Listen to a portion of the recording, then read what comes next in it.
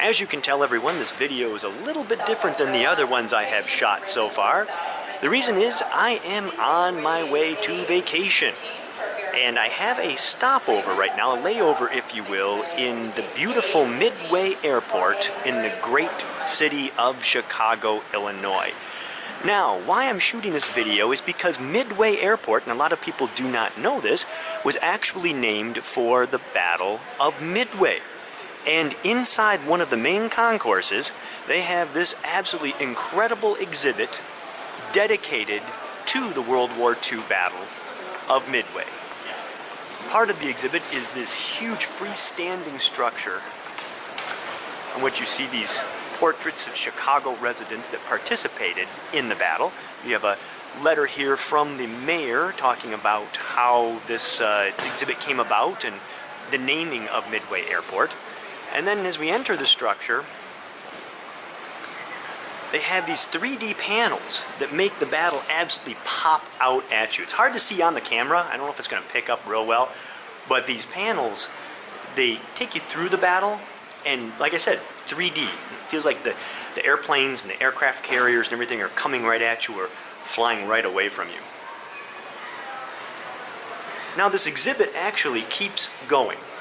As we exit this structure here, we have these large panels. The first details the Battle of Midway. And on these panels, you have these large pictures here. You have a timeline at the top that takes you through everything.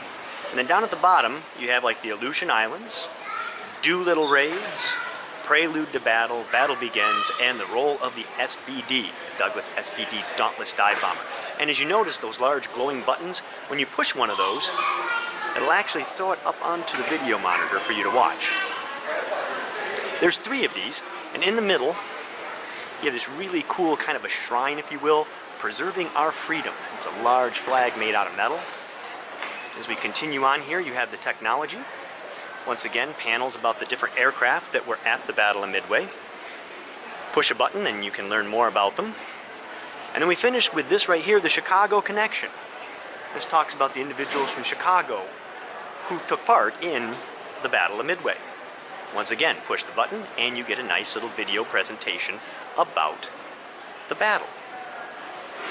What makes this exhibit, however, really stand out is what's behind me. For when you turn around, here suspended from the ceiling is a full-scale Douglas SBD Dauntless Dive Bomber. This is not a model. This is an actual restored Douglas Dauntless Dive Bomber. Now I'm going to stop here and I'm going to step down the concourse so you can get a full idea of what this looks like. Okay everyone, I've stepped further down the concourse so you can get kind of an idea of the overview of the exhibit, including that structure I was in with the 3D panels and those large the technology and Chicago Connection video screens and that. But you also get an idea of how they have done the aircraft. They've actually suspended it from the ceiling, and then on the glass behind it, which is part of the windows of the airport, they have put renderings of other Douglas SBD Dauntlesses, so it gives the feeling as if this airplane's flying in formation somewhere over the South Pacific. Absolutely breathtaking. And as we get closer, you can see you get to walk right underneath this plane. And the attention to detail on this restoration is just absolutely amazing.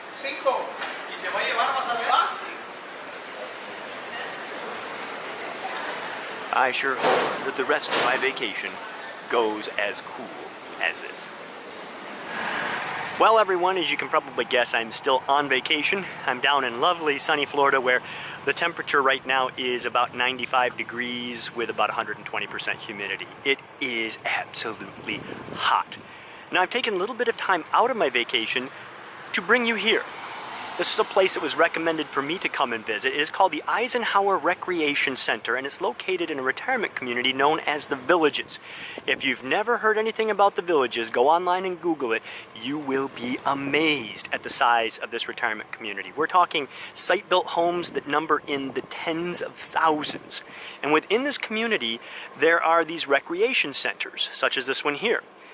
Each recreation center is kind of the community hub of a neighborhood. They have a swimming pool, they have tennis courts, pickleball courts, shuffleball courts. Inside they have meeting rooms where you can rent for your clubs or for other activities.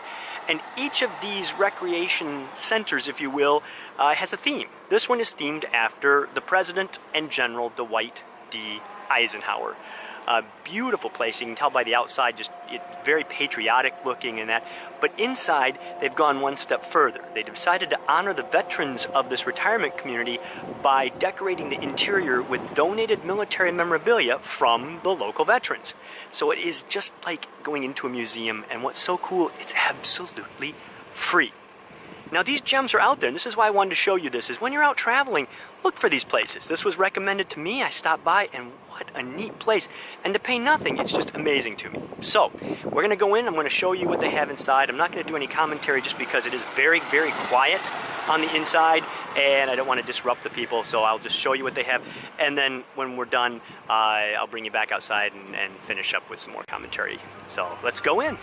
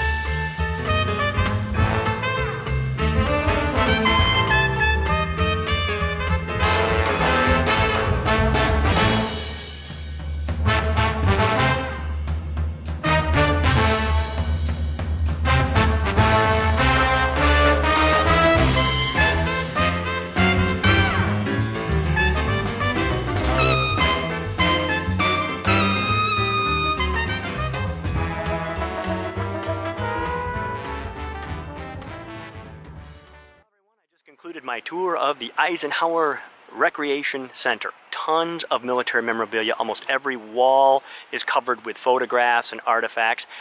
This is located within the Villages retirement community near the city of Wildwood, Florida. It's halfway between Ocala on the north and Orlando on the south. And if you're ever in the area, just throw your mapping device, have it search Eisenhower Rec Center, and it will get you to this location. Now, a couple comments. First of all, a lot of the memorabilia was newer than my taste. I like more of that World War I, World War II range, and a lot of the memorabilia in here was more of the Korea, Vietnam, up to the present day. So if you like that type of thing, this will be even more special for you. The second thing is it's very hodgepodge. When you go in and look around, it's very decorative. So let's say you go to a case, you'll see a Vietnam hat displayed with a World War II canteen, displayed with Marine Corps insignia, displayed with a modern day Air Force baseball baseball cap, and so forth and so on. So once again, it was done in a very decorative sort of way. Now, my third and probably biggest criticism of this collection is the fact that they're very good about saying who donated the items, but they're not very good about saying what the items are or why they're important.